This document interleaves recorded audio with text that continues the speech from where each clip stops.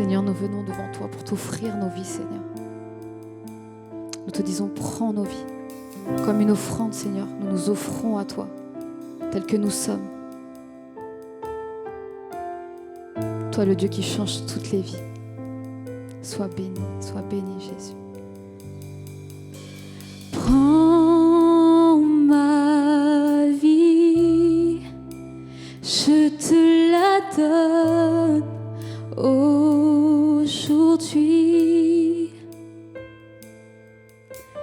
tel que je suis, je m'offre à toi.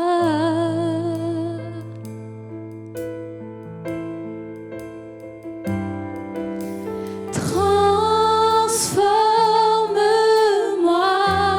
et viens briser mes chaînes. Délivre-moi. Délivre-moi des marques du passé. Je veux renaître et ne plus être loin de toi.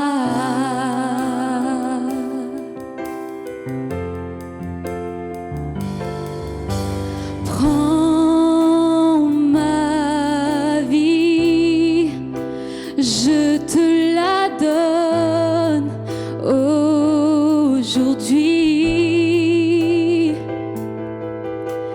tel que je suis, je m'offre à toi.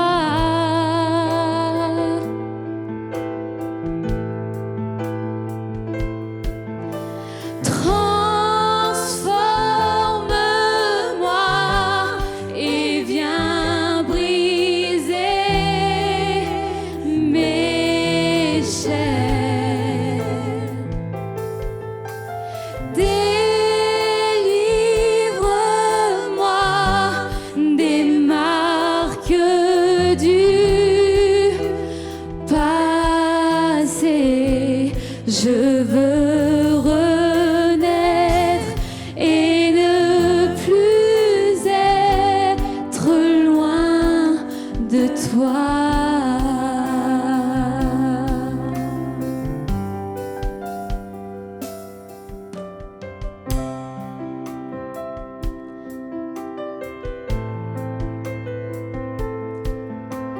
Toi, le Dieu qui change les vies, qui transforme les cœurs. Nous disons, il y a puissance dans ton nom, le nom de Jésus. Dieu tout-puissant, oui, 3 fois saint, nous déclarons que tu es puissant, que rien n'est sans limite pour toi, Seigneur. Rien n'est trop grand pour toi, Seigneur.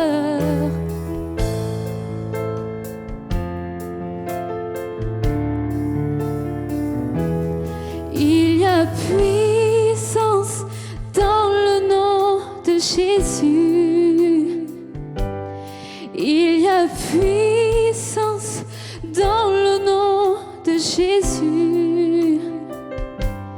Il y a puissance dans le nom de Jésus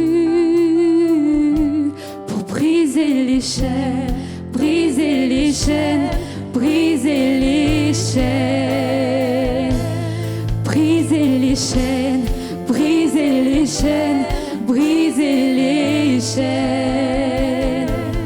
Il y a puissance dans le nom de Jésus.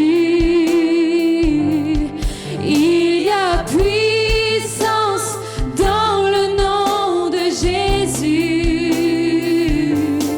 Il y a puissance dans le nom de Jésus.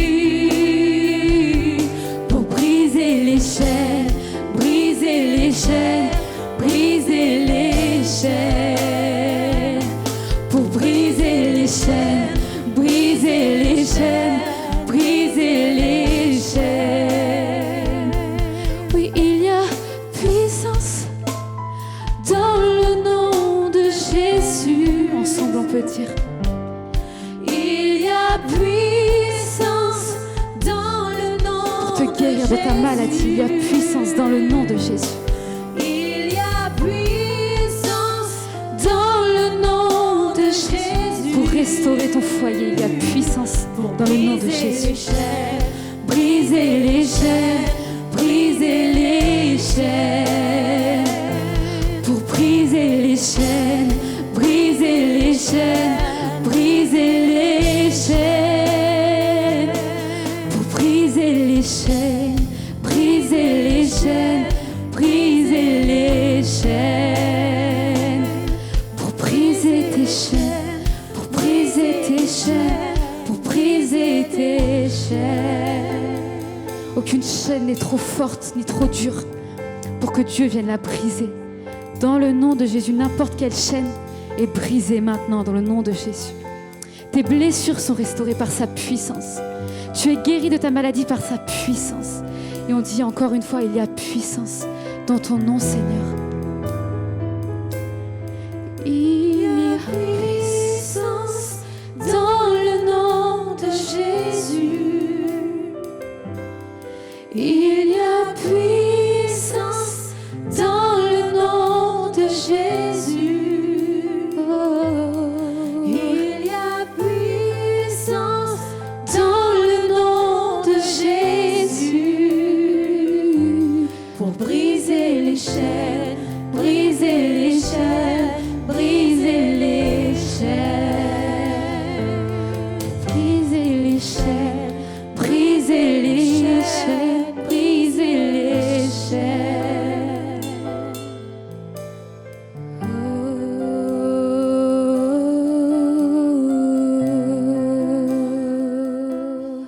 Bonjour à tous et bienvenue sur notre chaîne YouTube Tout est possible avec Jésus TV.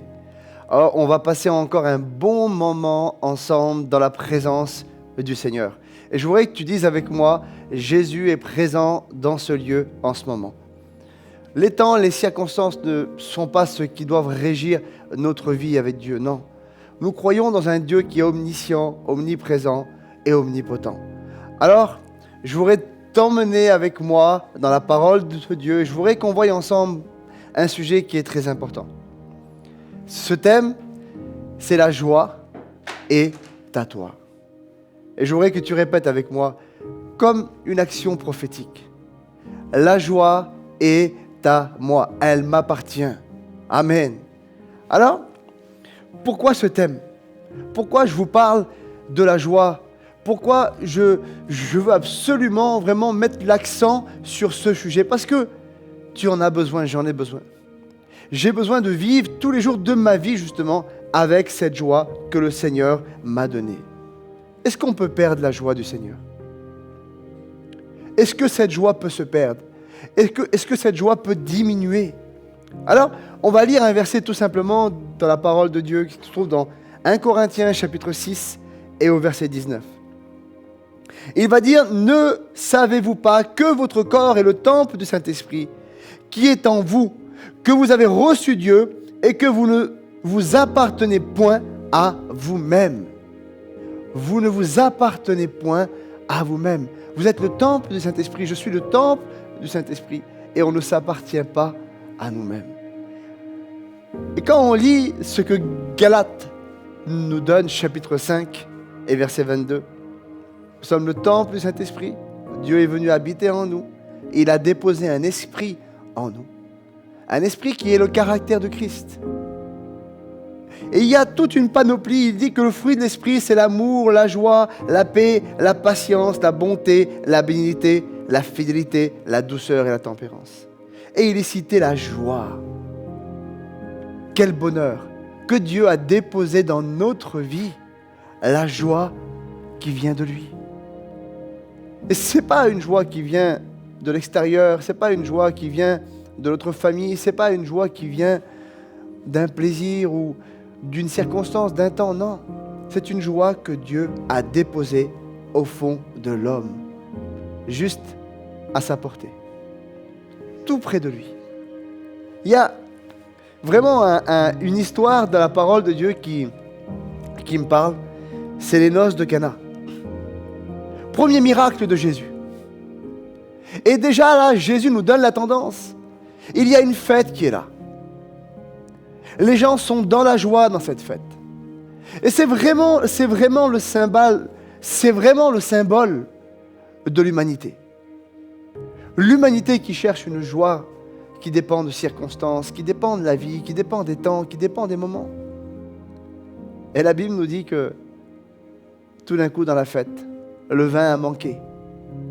Le vin, c'est le symbole de la joie. Le vin a manqué. Et voilà ce que Jésus a fait. Premier miracle. Il va changer l'eau en vin. Et pour moi, c'est très prophétique. Il est en train de dire à l'humanité, regardez, le premier miracle que je fais, c'est déjà pour vous annoncer ce que l'homme va devenir. L'homme vit dans une joie qui dépend de toutes circonstances, mais à un moment donné, elle s'arrête. Mais moi, je suis venu pour que la fête ne s'arrête plus jamais. Pour que cette joie ne s'arrête plus jamais. Et le vin n'a plus jamais manqué. Et je voudrais vous dire aujourd'hui que c'est une fête qui continue depuis 2000 ans. Il y a 2000 ans que cette fête continue et qu'elle ne s'arrête pas. Le vin n'y manque jamais. La joie n'y manque jamais. Je voudrais vraiment que tu considères ces paroles et que tu puisses réaliser que le Seigneur a tout déposé dans notre vie pour qu'on puisse vivre justement dans son caractère, avec les capacités que lui y a déposées tout au fond de notre cœur. Il y a des exemples de personnes qu'on voit aujourd'hui, et je sais que tu te poses des questions.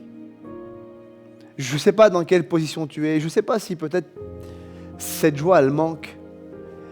Parfois, dans ta vie, il semble que quand tu te lèves le matin, tu n'arrives pas à trouver cette joie. Et tu vois des gens autour de toi qui sont là. Et que dans toutes circonstances, bonnes ou mauvaises, tu vois un sourire sur leur visage. Et en fait, tu as comme l'impression d'être dans une fête, mais sans participer à cette fête.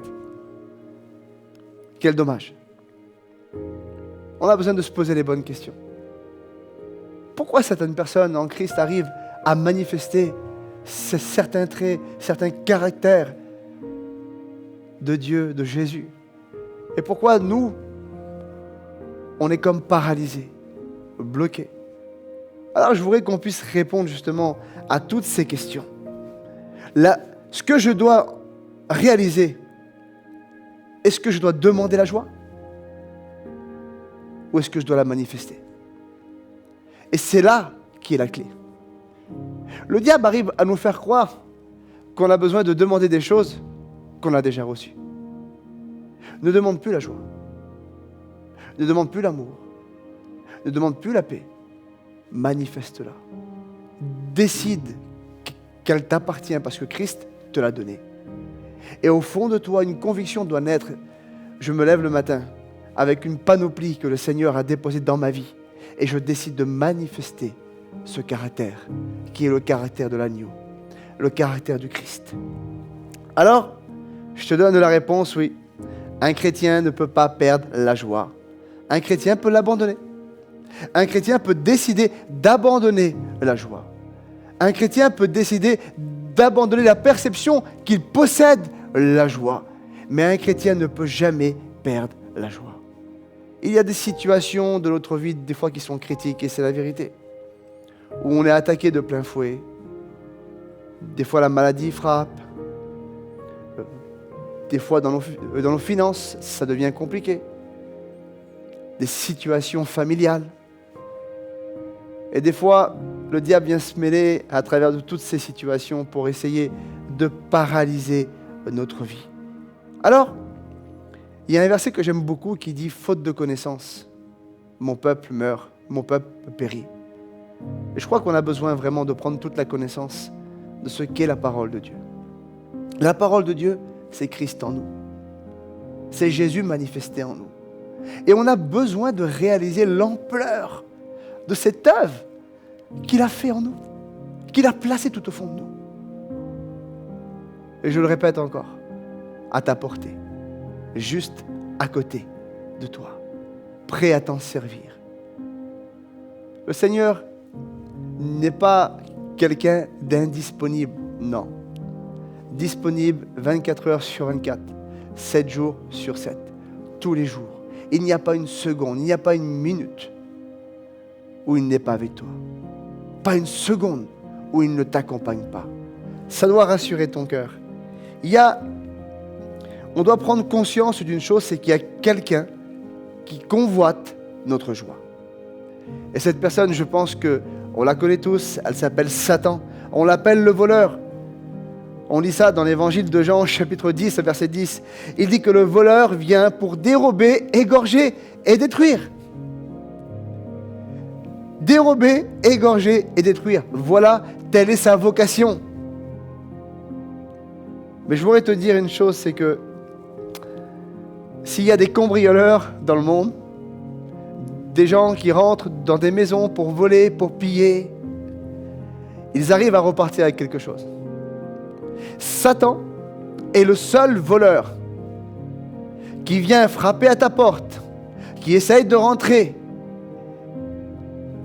Il peut repartir, écoute-moi bien, impossible de repartir avec ce que Dieu a déposé dans ta vie. Il ne peut pas repartir avec la joie. Il ne peut pas repartir avec l'amour. Il ne peut pas repartir avec la paix. Il ne peut pas repartir avec ta patience, avec ta fidélité. Il ne peut pas, ça ne lui appartient pas.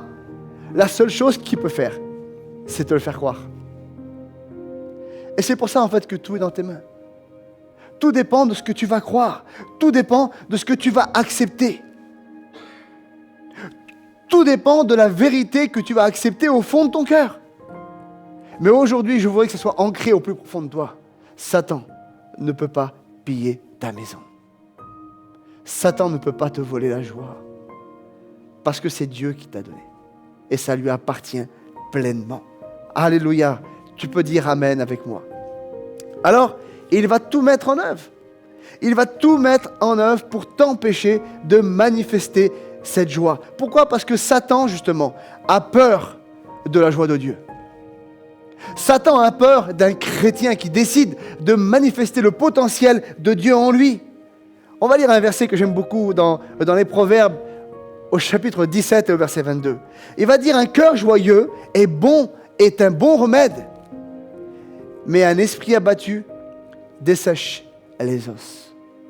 C'est comme pour dire en fait, un chrétien en bonne santé, oui, un chrétien qui vit dans la joie, un chrétien qui manifeste la joie est un chrétien en bonne santé. Je voudrais te dire qu'un chrétien en bonne santé est un chrétien dangereux. Un chrétien dangereux pour les ténèbres. Un chrétien dangereux pour Satan. Pourquoi ? Parce que le monde, les gens, les âmes coulent, tournent, marchent, vivent autour de toi. Et je voudrais te dire que le monde actuel a besoin de ton sourire. Le monde actuel a besoin de ta joie. Le monde actuel a besoin de voir un cœur joyeux en toi. Et c'est pour ça que Satan a peur. Parce que quand un chrétien passe par une tribulation, quand un chrétien passe par une épreuve, quand un chrétien passe par une séparation, et que dans son cœur, une joie qui est présente, qui vient de Dieu, qui vient du ciel, est là, est manifestée, pleine et vraie, vivante, alors Satan a peur. Parce que là, les gens autour de toi vont commencer à reconnaître la puissance de Dieu, l'autorité du Christ. Pas une joie qui vient de la terre et qui s'arrête, mais une joie qui vient du ciel, pleinement en Christ, manifestée par notre foi en lui. Alléluia. Ça doit bénir notre cœur. Alléluia. Et quand je dis, dans Jean 10, il ne s'arrête pas là. Il dit que le voleur est venu pour dérober, égorger et détruire.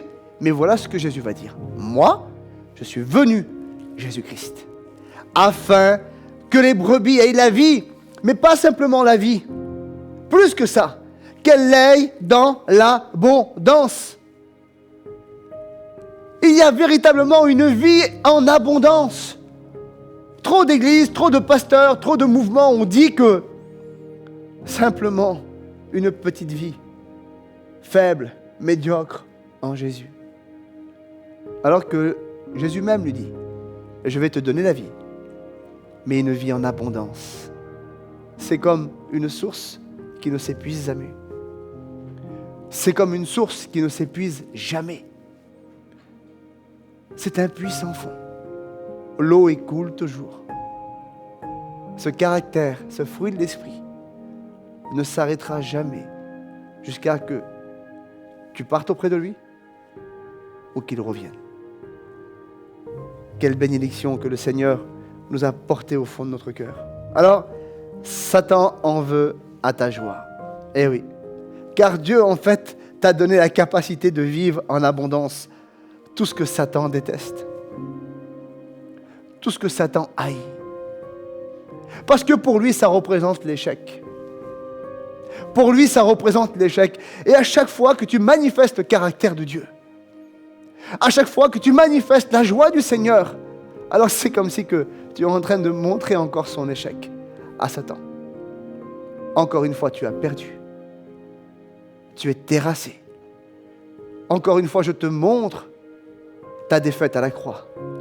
Encore une fois, regarde, ta défaite est affichée dans les lieux célestes, partout.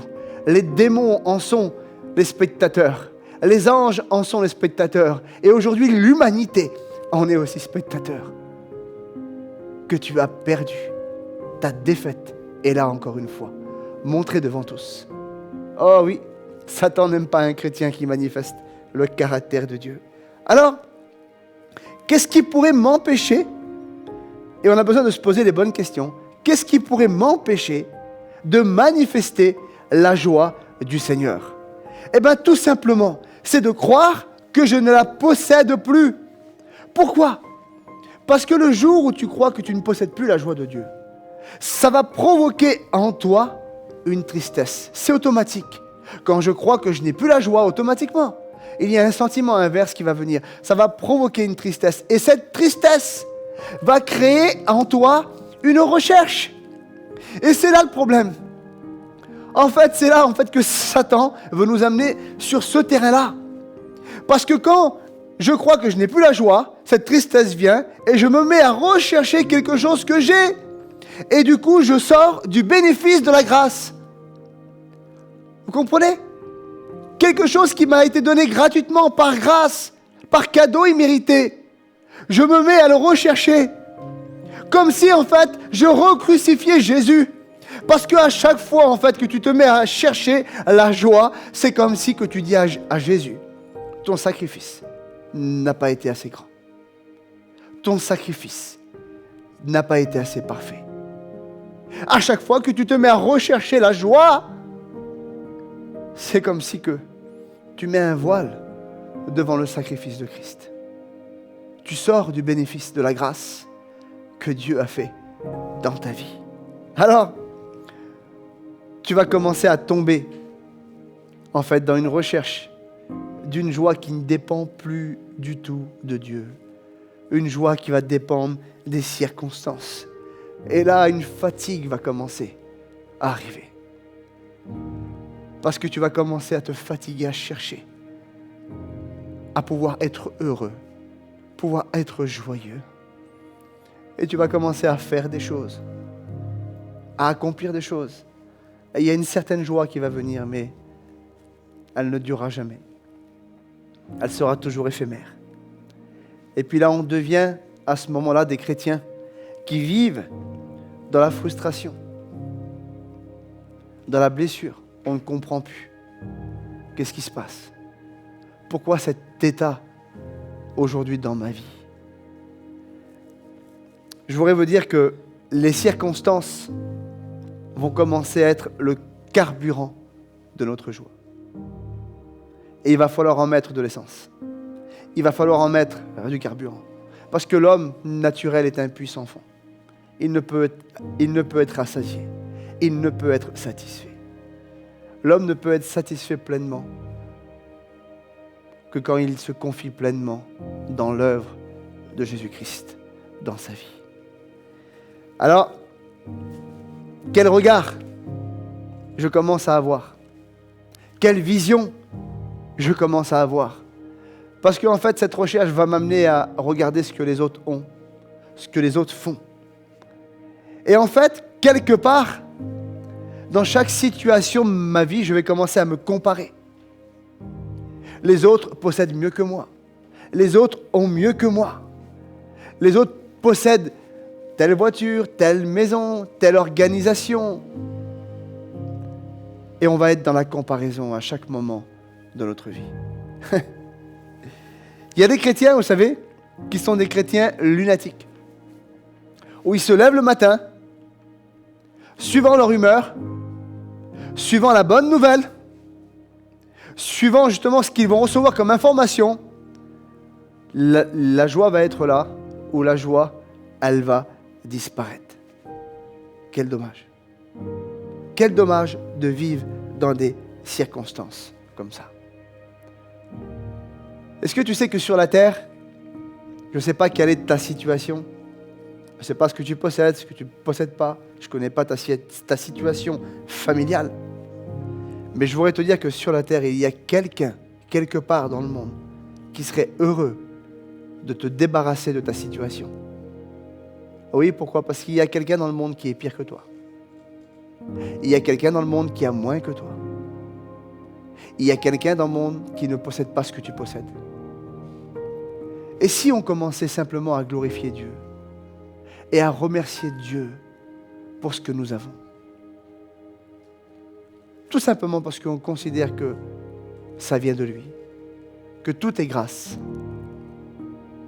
que tout est par lui, et pour lui, et en lui. Jésus-Christ, notre Sauveur, notre Roi, notre Rédempteur, notre Maître, celui qui a opéré un salut divin dans notre vie. J'ai une phrase pour toi. Je voudrais te dire que la joie du Seigneur n'attend pas une bonne nouvelle. Elle est la bonne nouvelle. Oh oui, je voudrais que tu répètes ça avec moi. La joie du Seigneur n'attend pas une bonne nouvelle. Elle est la bonne nouvelle. Jérémie 17 au verset 5 va nous dire « Ainsi parle l'Éternel. Maudit soit l'homme qui se confie dans l'homme, qui prend la chair pour son appui et qui détourne son cœur de l'Éternel. Il est comme un misérable dans le désert. Il ne voit point arriver le bonheur. Il habite les lieux brûlés du désert, une terre salée et sans habitation. Mais béni soit l'homme qui se confie dans l'Éternel. Amen. Et dont l'Éternel, alléluia, est l'espérance. Il est comme un arbre planté près d'un courant d'eau et qui étend ses racines vers le courant. Écoute ça, il n'aperçoit point la chaleur quand elle vient. Et son feuillage reste vert. Et ça reprend ce que je disais tout à l'heure. Son feuillage reste vert. Il ne s'épuise pas. Il ne se flétrit pas. Il reste toujours d'une verdure, d'un vert magnifique, incroyable. Parce que c'est l'homme qui se confie en l'Éternel. Oh, si on pourrait simplement, à partir d'aujourd'hui, dire Seigneur, ma confiance ne va plus dans l'homme, ma confiance ne va plus dans ce que je vois, ma confiance ne va plus dans ce que j'entends, mais ma confiance, Seigneur, je la place en toi. Parce que c'est toi qui m'as investi de toute autorité, de ton Saint-Esprit et de tout ce que j'ai besoin dans ma vie pour vivre avec toi. Alors, il y a un point qui est important aussi, c'est que il faut que tu réalises que si tu vis en ce moment dans une tristesse, la tristesse n'est pas la fin. J'ai posé peut-être 1000 fois le genou à terre. Et je voudrais te dire que 1000 fois Dieu m'a relevé. 1000 fois j'ai été dans l'échec. Et 1000 fois Dieu m'a aimé. 1000 fois je n'ai pas été comme Dieu a voulu. Et 1000 fois Dieu m'a pardonné. Et quand tu as cette conception des choses, il y a des fois dans notre vie une pratique, peut-être de péché ou un état, une désobéissance, va nous amener à sortir de la joie de Dieu et pour prendre comme manteau un petit peu une tristesse qui n'est pas la nôtre. Et là, à ce moment-là, je ne sais pas il y a combien de temps pour toi que tu vis avec cette tristesse au fond de ton cœur. Mais à ce moment-là, je sais qu'il y a deux chemins. Il y a deux chemins. Satan va vouloir nous faire emprunter un chemin qui va nous amener à nous perdre encore plus et à nous engouffrer. Mais la Bible nous donne une solution. Il y a un autre chemin. On trouve ça dans 2 Corinthiens chapitre 7 au verset 10. Il dit en effet, la tristesse selon Dieu produit une repentance à salut. Oh oui, le Seigneur veut t'amener sur ce chemin-là. Que cette tristesse qu'il y a au fond de ton cœur en ce moment puisse te faire prendre conscience qu'il y a un chemin de repentance dans ta vie. T'amener à un endroit justement là où Dieu t'y attend. Un endroit où Dieu a envie de parler avec toi. Un endroit où Dieu veut t'expliquer, mon fils, ma fille. J'ai déposé cette joie au fond de toi. Il est temps de déposer ce manteau de tristesse et de revêtir le manteau de la joie qui vient de moi. Je me rappelle, j'ai fait aussi ce chemin-là, un jour. Chemin assez difficile où je me disais que la joie du Seigneur était quelque chose que je ne possédais pas et qu'il fallait continuellement la demander à Dieu, continuellement réclamer. Et dans ma vie, c'était très difficile. Ma vie était assez partagée avec Dieu, un cœur assez partagé. J'aimais beaucoup le monde, j'aimais Dieu. Et il y avait continuellement des choix qui étaient opposés. Et ça déposait dans mon cœur une tristesse. Et qui souvent m'a amené à échouer. Qui souvent m'a amené à tomber. Mais un jour, je me rappelle, c'était le 8 octobre. Et si c'était le jour pour toi, où tu sortais justement de cette tristesse. Le 8 octobre, je me rappellerai toute ma vie, où le Seigneur m'a mis devant un choix. Où je me suis mis à genoux dans ma caravane. Et j'ai dit, Seigneur, c'est maintenant. J'ai besoin de toi. J'ai besoin de réaliser pleinement dans ma vie. J'ai besoin de réaliser pleinement dans ma vie ce que tu as fait. Et je me rappelle, le Saint-Esprit a commencé à parler à mon cœur. Et il m'a dit, je t'aime. Je t'aime. Je t'aime. Et déjà, j'ai compris une chose, c'est que Dieu ne déposait pas dans ma vie une culpabilité. Non. Dieu était en train de mettre un chemin pour que je puisse m'en sortir. Et là, j'ai commencé à pleurer. J'ai commencé à demander pardon à Dieu. Et une œuvre a commencé à se faire. J'ai commencé à découvrir une vie pleine de grâce. Une vie pleine d'abondance. Une vie où Jésus ne vient pas et ne part pas. Une vie où Jésus m'accompagne tous les jours de ma vie. Une vie où je peux avoir à disposition la joie du Seigneur. Une vie où la joie de Dieu ne dépend plus des circonstances, mais dépend simplement de ce que je décide de faire. Alors à partir de ce moment-là, je ne vais pas vous dire que tout a toujours été parfait, mais une dimension supérieure s'est installée dans ma vie. Alors, le conseil que je voudrais te donner aujourd'hui, tu as besoin de te positionner ta joie sur un fondement solide. Quelque chose qui ne bouge pas. Isaïe, au chapitre 61, au verset 10, il dit « Je me réjouirai en l'Éternel. Amen. Mon âme sera ravie d'allégresse en mon Dieu, car il m'a revêtu des vêtements du salut. Il m'a couvert du manteau de la délivrance. Comme la fiancée s'orne d'un diadème, comme la fiancée se pare de ses bijoux. » Le fondement de ta joie est un fondement qui ne bougera jamais, qui s'appelle Jésus-Christ. Et tant que tu placeras ce fondement sur lui,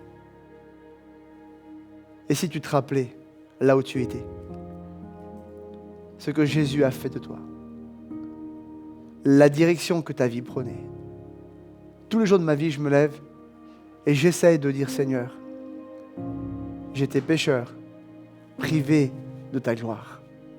J'étais perdu, mais tu m'as sauvé. Tu m'as racheté. Tu m'as aimé. Tu m'as pardonné. Et quand je fais cette prière, alors je vous le dis, il y a cette joie qui naît en moi de la même manière que cet homme a tressailli en lui-même quand il a été au contact de la présence du Christ.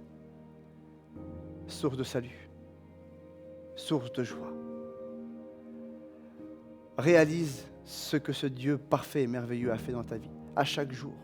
Et positionne-toi aujourd'hui dans cette joie qui est à toi. Alors je voudrais prier pour toi et aujourd'hui que les épreuves de la vie, que les circonstances de la vie, ce que tu es en train de vivre ne soit plus pour toi les critères de joie ou de tristesse, mais qu'à partir d'aujourd'hui tu dis Seigneur, ta joie est à moi.